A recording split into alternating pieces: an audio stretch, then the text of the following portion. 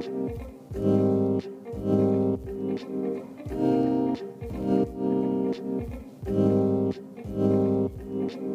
everyone, welcome to Social with the Side of Justice, the podcast where we talk about real issues that impact our communities. This season, we're focusing on mental health and why getting help isn't always easy. We're looking at the challenges people face when trying to get support. From stigma to cost to policy gaps and unequal access in different communities. Throughout the season, we'll be talking with local mental health professionals to better understand how care works, what barriers exist, and what can be done to improve access. Hey everyone, and welcome to another episode of Social with a Side of Justice. I'm Bella. And I'm Caitlin, and we'll be your host for today's episode. Today we will be joined by Miss Nakia Blair, the supervisor of the school counseling services at the School-Based Youth Services here at Long Branch High School. Thank you so much for joining us here today. Thank you for inviting me. I'm excited to begin this process for you all to learn a little bit more about our mental health services that we have here in the high school. So to start off, can you explain to our listeners who might not know, what exactly is school-based? Absolutely. School-Based Youth Service Program is a mental health wellness program here in the high school for all students to participate in. We offer and provide mental health counseling, individual and also group counseling. We also offer yoga, wellness, and social emotional learning programs within our program here at the school. We offer this support also for students in the classes, and also for parents and families can participate as well for our after-school programs. We host recreational activities, mentorship programs, and groups. Now, is this program something that all school districts offer, or is it kind of catered to Long Branch? That's a great program. School-Based Youth Service Program is actually funded by the state of New Jersey. Therefore, not every single high school has a SBYS program. We're one of several programs within the state of New Jersey, but not every high school or school district offers a school-based program. We were actually one of the first in the state Wow. to host a school-based program here in New Jersey, which is extremely exciting. And then so, is there a particular time of the year that you see a rise in students seeking help? Absolutely. In the beginning of the school year, we always reach out to the students that were seen in school-based the prior year, just to check in with them to see how they're doing, how their summer was. So I would say always in September, October, November, those are our peaks. Around December, right around vacation time, when school closes for break, kind of quiets down a little bit, but when students come back in from break, our peak goes up, and then I would say around March, which testing begins, that's when it slows down because everyone's in their classes testing, and then towards the end of the school year, April, it will peak back up and then dip down in around May as school closes out. How many counselors do you work with?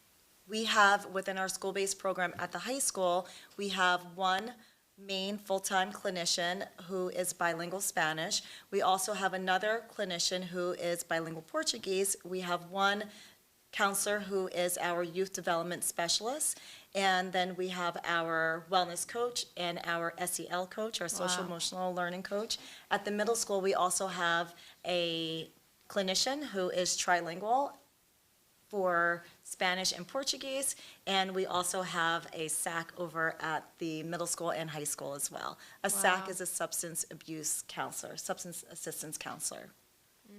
And so can you walk our viewers through how the referral process works and how students can get to go to school use-based services? Sure, absolutely. It's a very simple process. Our referral is on our website. Students can have access to it in addition to anyone within the community and our teaching staff. Anyone can refer a student to school-based. It can be a self-referral. Majority of our referrals are considered self-referrals. So if you're feeling that you may want to have someone to talk to, someone that's non-judgmental, just someone that can be there for you, for your person, then you can just fill out the referral and submit it to the school-based. You can hand it in to school-based office, write the referral there if you choose to, and then it's submitted. That's one way. Students or teachers, community members can access the referral, complete it and email it into our school. And then once a referral is received, I review all of the referrals, and then I assign them weekly. So then the clinician will call the student in the following week to meet with the student. Unless it's an immediate concern, then that would be taken care of immediately. Now, regarding the situations with ICE, not only in our state but our town, have you seen an increase in counseling services?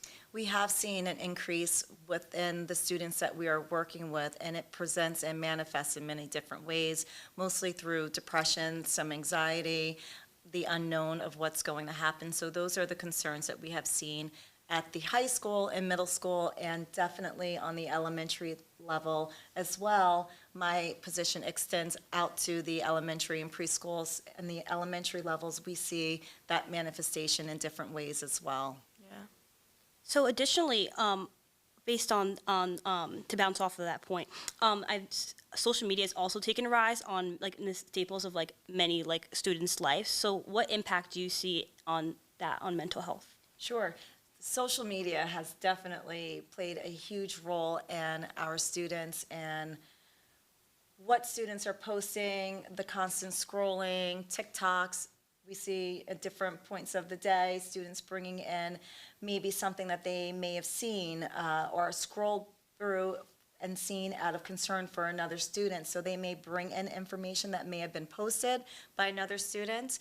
We see that self-esteem wise, some of our students are through scrolling what they feel the way that they should look or the way that they feel maybe the level that they should be at, and they may not be at that level. So that responds back to or goes back to their self-esteem. So working with students that are struggling with comparing themselves or how they feel about what people are posting indirectly or directly. I know there's a lot of anonymous rooms out there that may be posted through social media that sometimes that may come into play too. And whenever there are some concerns that may be a conflict, we always have our student advisors, our student facilitators get involved, and the administrators to assist with addressing anything that would need to have further actions, such as consequences. And so how are those social media reports handled through the school-based youth services? Sure. So we consult with our student facilitators and our administrators when there is a concern that will come through social media. We will help by helping to take a report of what the concern is, and the administrator and the facilitator mainly handles that, while we help to make sure that our students are coping with the concern in a healthy way, because we focus mainly on their whole person as a full mental health and wellness piece. So we help to complement to make sure that that student is stable. So if we see one of our friends or someone we know who looks like they're having body image issues and social media is posing a problem on their mental health, what would you say we should do to help them? That's a great question. So if we're talking and looking at social media in that way, and you notice that a student is struggling with their own self-image, you can share that information. Initially, let's say you're here in this building, you can share that information with your guidance counselor, who can also help to initiate having a conversation. And that person, your guidance counselor, may share with you about school base and completing a school-based referral. You can come over to school base and complete the referral and talk to one of us about what you're seeing as a concern with your friends. You can also walk your friend over to school base. We've had lots of students actually just walk their friends in and say, hey, listen, this is a safe place that I was telling you about. You know, these are the counselors here. What do you think? And then the student would sit down and just start opening up and sharing whatever's coming up for them. Sometimes they may be shy or may not want to at first, but building that relationship to let them know that this is actually a safe place, and we just want the best to be able to help them to develop and help for them to see, you know, their inner light and that they're beautiful just the way that they are. Now, do you see the same students consistently, or have you more seen students come a little bit and then never kind of show up again? Great question again. We do have students that come in every week, every other week. We try to make sure that students are being seen as frequently as possible, just for consistency of services. We do have some students that like to come in here and there. We prefer for students to maintain the consistency. Once a student comes in, we like to do a referral process with them. And part of that process is to identify goals that they want to work on.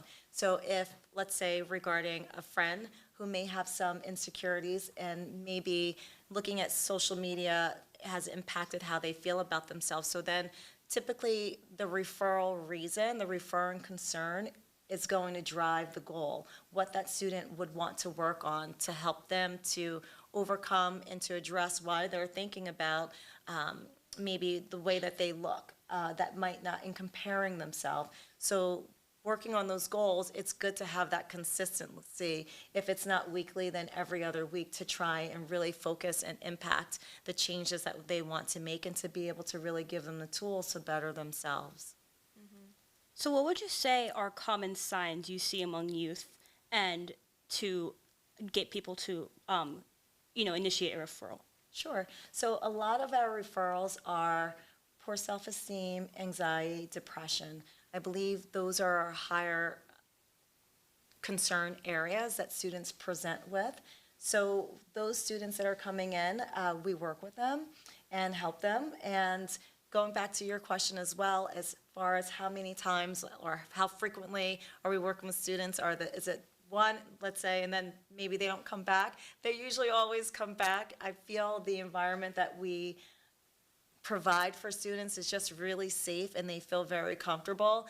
Typically when we're ready to terminate service because they've met their goals and they're really doing well, sometimes the students don't want to terminate services and they want to continue, so they might be appropriate for a group at that point. So if you think about like a tiered system of care, starting out with individual counseling, and then maybe that's every week to every 2 weeks to maybe if they're ready to terminate and close, they can close, or maybe they can go into a group. But usually there's still some attachment to the school-based program. Maybe they participate in a peer mentorship program or part of the recreational activities that we host. We do we try to provide many different opportunities for students to notice the different programs that we have here within the high school, especially in middle school, where you may see or you may have heard about, let's say for the fall, we've had pumpkins where kids can come up and decorate pumpkins in the library, or we recently had cookies for kids to decorate around Valentine's Day and include in kindness activities. So we try and engage students by getting a different selection of students by going to, let's say, for example, to the lunchroom and offering 10 or 15 passes to random students that we actually don't know. And then they just come up to the library and we have a fun activity for them to participate. And then we talk to them a little bit about who we are and what we do, so that way it engages different groups of students. During the summertime also we work with the athletics program, so that way the student athletes have an opportunity to see who we are, so they know based upon the stressors or the expectations that are set for them for their own personal gains, that they know they can also come in and work with us, and we do different team building opportunities with them too during the summertime. So how can students get involved in your programs? They can stop by school-based and just ask how they can get involved. Every month, we host about 2 or 3 lunch tables. So during our lunch table activities, again, exposure, so that way students that don't know who we are can have an opportunity to meet us. And we have different vendors that may come in, or we just may host a table in general where we have different materials out. They can sign up if we have different clubs or different recreational activities that we might be hosting that month in particular. They can always stop in and participate as well. And is there a certain length of time that students can use these services for? Sure. So right now, it depends on I'll say it really does depend on the student and the student need. So although goals are set, it may take some time for that student to achieve those goals. And other things come up, of course, during the counseling session that are not always focused every day, things that might come up during a counseling session that may not ultimately be focused on the area that they were presenting with. So typically, I would say a marking period, maybe a little bit more. Sometimes we have students, I would say we have about 25% of students that will stay with us from freshman year all the way through 12th grade year. We definitely covered a lot of interesting subjects today. I definitely learned a lot more than I expected about school-based, and I'm really glad that we were able to kind of share this information with our fellow students. Thank you for joining us, and it was really, really educational. Thank you. Pleasure to have you. Thank you so much. Thank you for representing mental health, and I'm very excited to be a part of your program here, so thank you. Thank you for listening to Social with a Side of Justice. We hope today's conversation helped you think differently, learn something new, or feel more connected to the issue of mental health and access to care. Join us next time as we can continue the conversation. Because justice starts with understanding and change starts with conversation. If you or someone you know is struggling, you're not alone. You can call or text 988 to reach the Suicide and Crisis Lifetime anytime. It's free, confidential, and available 24/7.